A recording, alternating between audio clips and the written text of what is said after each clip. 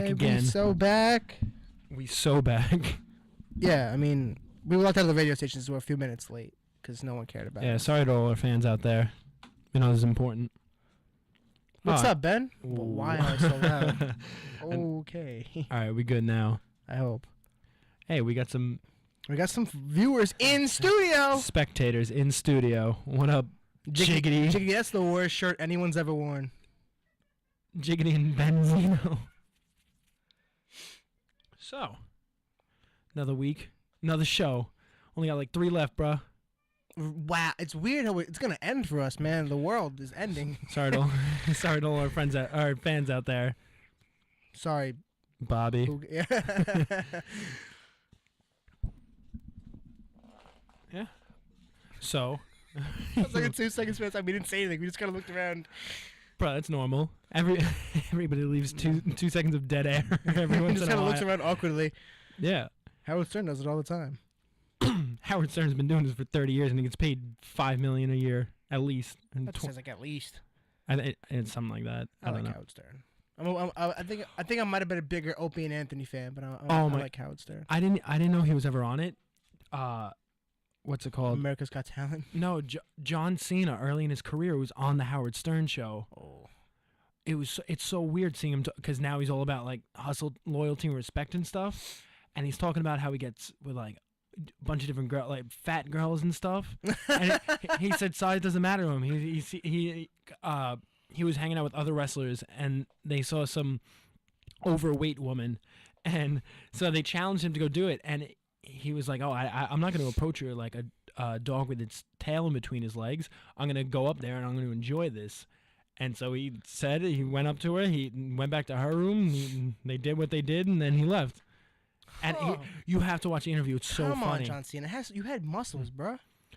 Oh, well, they talked about that too. He swears he has never a day in his life taken steroids, which I don't believe it. I don't. By the time he said he started working out at 12, so I definitely don't believe it. Then what if he started working out? I'm saying no. When people wake, I feel like the whole story. Like when people start working out early, that like someone in there who's like training them is like super influential on them, and they end up they juice up. Oh no. Well, he said that his dad was always his disciplinary guy. Oh. And so all of a sudden he got to that age. Oh, and he also said it was the usual like, oh, I was like bullied and stuff. What a sad story. And so he was just like, yeah, at 12 I started working out. But he said by the time he was 21 or something, he was out in California, as a bouncer to a club, and he was working for like $50 a night at that club. And so he didn't really have much money for food and stuff. And so after he used to get off at the club, he would go across the street to a pizzeria where they offered, if you could finish this whole pie, you get it for free. So he was saying every single night he would finish working at the club. He'd go across the street, just throw down an entire pizza just so he got it for free. And he said he did it about 4 or 5 times. And then after that, the owner was just like, bro, if you need like free pizza, you could have a few slices. You don't have to throw down the whole thing. He was like, you don't got to eat the whole pizza. And he was like, oh, so that's pretty cool. But yeah, it was just really weird going back and seeing him. I love free pizza. That should have been the moral of that story, but I would love free pizza. Everybody loves free. He should have just kept on going back for the pie. Dude, I would have. I'm not even like a big guy. I could do that. Just be like, oh, the whole thing. just give me like an hour. Not even an hour. Like, give me half a cup of Sprite and like a plastic knife, and I got this.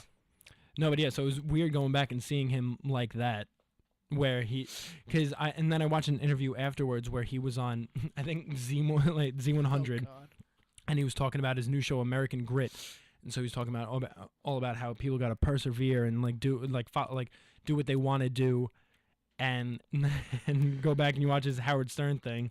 And he's just kind of unfiltered about it, which is pretty cool. It's really cool because you don't really see that from him now. Like now he's on the Today Show. He's still a cool guy. You know, but I was on the Today Show like cracking jokes about like cats. Like I remember like I turned on the Today Show one morning and it was like the 8 o'clock hour when like the B Squad comes through and it's like some Matt Lauer's gone. Matt Lauer's gone. Once Matt Lauer's gone, it's over. Al Roker's gone. It's Willie Geist who's useless. Natalie Morales who's useless. The backup C Squad weather girl who I follow on Instagram. Of course you do. And You follow nothing but celebrities on Instagram. please use celebrity very loosely when talking about C Squad Weather Girl. You follow nothing but people you don't know on your Instagram. Not a lot of dogs. And people and dogs. People you don't know and I dogs. follow you, fam. I wish you didn't.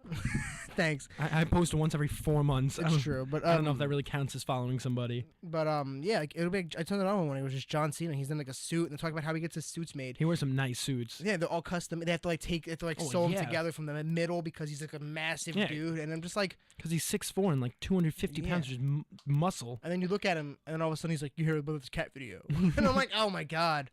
I'm like, where is the rapper? Where is You have rapper to John Cena? go watch that Howard Stern interview. It's so funny. I'll watch it tonight. You know who has really good? Can we speak about a Howard Stern thing? So yesterday I get stuck watching. I don't get stuck watching. No one was forcing me. No one put a gun to my head. Told me to watch Andrew Dice Clay on Howard Stern's show. Wait, I thought you said it was on. No, but I want to transition from that. There is Jimmy Fallon gave Andrew Dice Clay recently, I think like 4 nights ago, 5 minutes to do a stand up. It is dope. It is some of the worst stand up. He talks about Batman versus Superman. He comes out, fat guy, leather jacket. Well, yeah, it's old Andrew Dice Clay. Popped a cigarette in his mouth. He's like, "So, Batman and Superman," and it's like, what? This is the bit he's going with. He's on national television. He's gonna go with Batman versus Superman. Bro, whether it's today or 25 years ago, he was going with bits where he just said something. He was like, fans. No, but like that at least. Like he used to do the nursery rhymes. It'd be funny. Or he used to be like raunchy.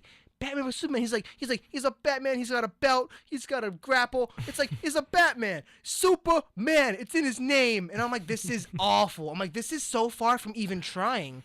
This is Andrew Dice Clay literally grasping at the cliff of relevancy. His whole shtick 25 years ago was saying nursery rhymes. But those were at least like back then. That was sort of inventive. Oh, Ms. Muffet sat on Tuffet eating the Coids away. Coids is now spelled Coids. But at least then it was like funnier. Now he's just like.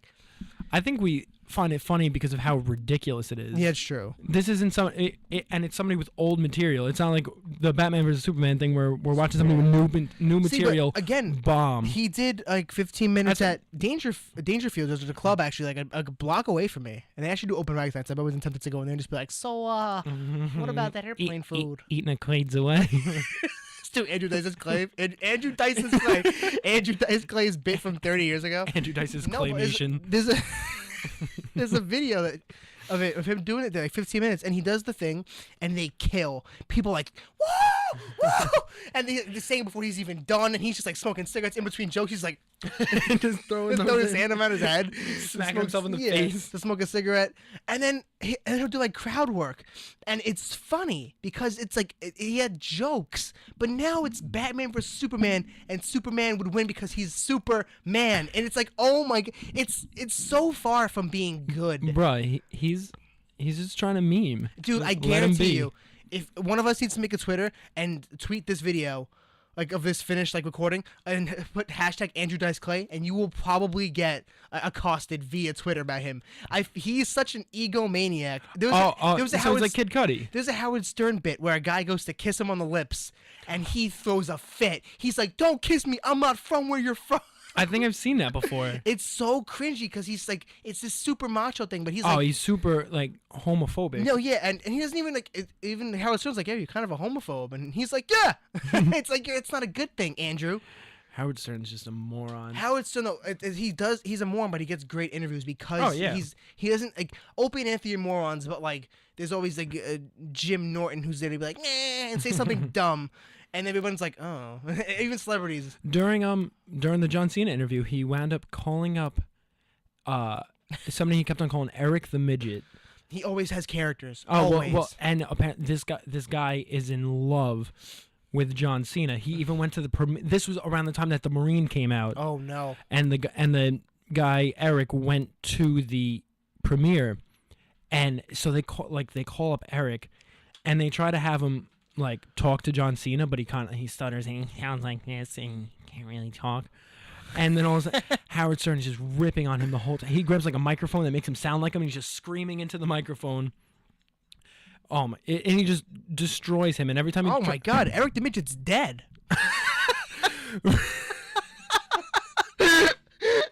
No. He died in Sacramento, California, September 20th, 2014. He was 39. Oh.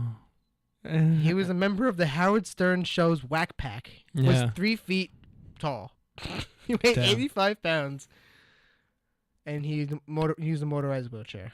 Oh, I mean, No, but see, and Howard Stern just rips on him the entire time. Howard Stern. I'm a giant Steven Spielberg fan, but there is an instance when him and Howard Stern went at it, like not directly, but like. Oh, I know. Never mind. I was thinking of something else. Steven Spielberg made a comment in like a magazine, and Howard Stern goes off 45 minutes doing like a stereotypical like Jewish man with a lisp, and just going on about his kids and his family and how he hasn't made a good movie in like a decade, and it's so funny. And he goes, "I challenge Steven Spielberg to respond to this," and nothing ever comes of it. At first, I thought you were talking about the not Steven Spielberg thing, the Disney and Quentin Tarantino thing when he was on Howard Stern. Oh yeah. About the whole them taking the theater in Los Angeles.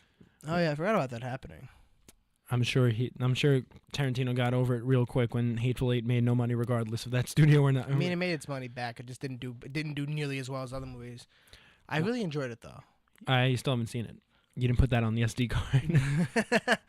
You put Close Encounters of the Third Kind, but you didn't put Hateful. Oh right, it was DVD screeners. Because I feel like the Close Encounters is one of the movies that will always last the broadest of time. Like it's. Well, I mean, it was already made in '77, so No. if we're talking about it today, then it's withstood the test of time. Yeah, I feel like it's such a good movie. Like that, Indiana Jones, Jaws, all these movies will always resonate unless like something. It's a huge culture shift. So you're just naming Spielberg films. No, because this. No, Like, I know he's created movies that obviously stood the test of time, but it was just funny that your examples of movies withstanding the test of time were only Spielberg movies. I mean, I can name other movies. The Goonies, which he produced. That movie's horrible. I actually bought it the other day for $5 because I've never seen it. That's gross. I've never seen it, so $5 for 2 hours of my time. Bro, why didn't you just pirate it? Why give them money? I also bought Shaun the Sheep movie, the Shaun the Sheep movie. Oh, I never saw that. It's actually very it's really mediocre. Funny. No, it's funny. It's like it's all claymation, but it's like dry, like really strange humor. Like so it's like British humor. Yeah, but the sheep essentially put the windscreen back on. The sheep they get bored with the monotonous day thing, and they put their owner in like a RV when he's sleeping, so he doesn't bother them. They paint the window nighttime. Oh, I feel like I've seen that clip before. Yeah, and he ends up like rolling down a hill, and he rolls into what is supposed to be London, but they call the big city, and all the sheep I go there to look for him, and like they a bunch of them get into like a bunch of clothes, kind of like Vincent Adultman from BoJack Horseman. Yeah, BoJack Horseman, and like they're at a restaurant, and I gotta go do a business. they open up the menus and they see other people like reading them, and the sheep, because they're sheep, they just like bite into it. And like the one baby sheep sees like cake and he goes to run for it. And it's so dumb, but it's really funny. I didn't think I would enjoy it that much. Yeah, I have 2 copies of the new Star Wars if you want to borrow one. No, I'm completely fine. I'm absolutely fine. I don't need to see it once, let alone on Blu-ray. I didn't want to see it in the theater. I didn't want to see it on Blu-ray. I don't want to see it on DVD, VHS, 8-track. You want to see a movie on a musical format? Yeah, bro. I don't want to watch Star Wars on vinyl. Stop it. No Laserdisc, no vinyl, no cassettes. I want to get into collecting Laserdisc. I feel like it's a really cool hobby. Although you have to get up to change them like 4 times during a single 2-hour movie, because they're vinyl for movies. Yeah. I don't know who thought that was a good idea, but I actually really want to start collecting them. They're cool. Well, with that, we should probably go to a break. We should probably take our first break. Yeah. Enough memeing about movies. And Danger Dice Clay. There's never enough memeing about him. I think he does enough for himself. All right, so we will see nobody after the break. Oh man.